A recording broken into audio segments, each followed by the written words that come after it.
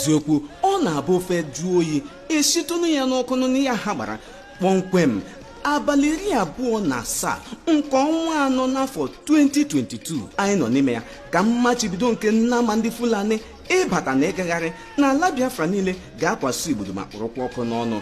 Ndị anyị na-akpa ehi Igbo ewu maọbụ atụrụ ga-ahụ na ha ga-etinye ya n'ọgba ebe a na-azụ ehi atụrụ nke nwa bekee kpọrọ ranch n'asụsụ bekee, ebe ọgba ọzụzụ ndị a niile ga-enwe akara ejirimara ebe ha nọ na onye nwe ha maka ngụkọ bụ ịgba. N'ihi nke a ndị ọrụ nchọta wike pụrụ iche ga-ahụ na mmachibido a nwere isi ga-amalite ọrụ na-egbughị oge ma ị bụ gọvanọ, sinetọ, eze, igwe, chifu na-akpa nnama n'aha ndị Fulani.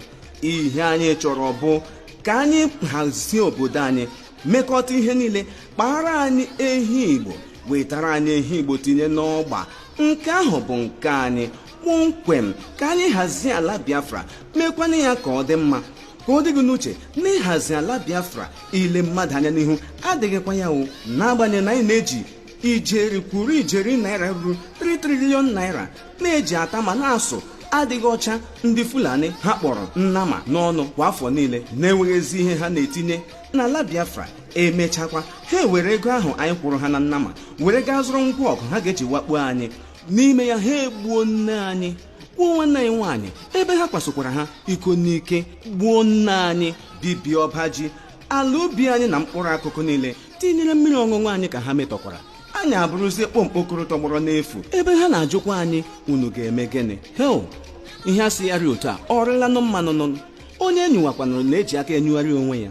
Ọ bịa mere anyị chọrọ iji ohere a nyụgharịkwa n'onwe anyị nụnụnụ, maka na onye na-arachaghị ọnụ ya n'oge ụgụrụ eshepụ ọnụ ya nụnụnụ. Ya bụrụ na anyị ji aka anyị na-egbute ụtarị na-apịa anyị mgbe dum. Ọ bụ ya mere ndị nwe obodo na ndị nchịkọta na-ahụ maka ala Biafra bụ IPOB jiri sị mbanụ o zuola, nke mere eme kpuru ekete ọzọ emekwala. N'ihi ya na 27 nke ọnwa anọ n'afọ 2022 a anyị nọ n'ime ya ka nwada ga-afụ ahịa nkwa. Malite na 27 nke ọnwa anọ n'afọ a bụ 2022, nnama ọbụla ahụrụ n'ezi maọbụ n'ọhịa na-akpagharị na-anọghị n'ebe ọzụzụ ya, maọbụ ehi maọbụ atụrụ maọbụ ewu, ga-abụ ihe eji achụrụ ndị ichie aja ma tojuokwa ala. N'ihi na nnama ndị Fulani ajọka na njọ ma ehi anyị bụ na surugede ewere mpi ya ṅụọ mmanya, ewere ọdụ ya kpaa nganga. Ka ọ dịkwa gị n'uche na agaghị eji nnama ndị Fulani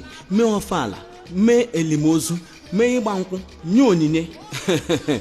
Ihe anyị kwuru n'ụbọchị Eke ka anyị kwukwara n'ụbọchị Orie, kwuokwa ya na nkwukwu ukwu, kwukwa ya na nkwọ nta. Ntị naanị ihe aha ka okpokọrọba. Onye ọbụla dọrọkwa n'aka na ntị o, na ebe nwata na-ebe akwa na-arụ aka, ma ọ bụrụ na isi nne ya egbu anọghị ya, isi nna ya ga-anọ ya. Nnama anyị na-ajụ na ntị, na-atapịa, raa ụvụrụ ya, mee ihe niile, taa nkwọbi chai. Ịhụnanụ ka o dowara anyị na otu ihu anyị niile ji dịka ihu nnama. Onye ọbụla na-akpazi agwa ka nnama, obere ihe ga-eso mmadụ mpi, obere ihe iwe ewe gị. Ka anyị lọtakwanụ na ejiri mara anyị. Eji na ụdara nwanne atụnyere nwosu, ehi Igbo, ewu Igbo ka anyị chọrọ.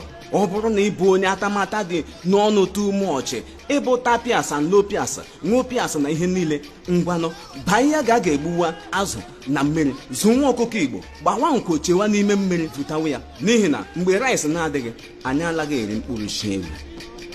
Anyị agwakwala gị, Fero ha na-amaghị Josef gakwa ịbata n'ọgbọ. Onye sikwanụ na ngụ adịghị ire, nwanne were n'aka gị gbaa onwe gị oso, mara otu ofe ya dị, marakwa n'otu ngụ ga-adị n'anya gị. Ozi a si n'aka ndị nwe obodo na ndị na-ahazi obodo n'okpuru onye ndu Maazị Nnamdi Kanu, oke nwa nke izizi n'ala ọwụwa anyanwụ, na-abịara unu. Osisi hara ọnụ anaghị akụgbukwa mmadụ, ọ nụrụ ka anyị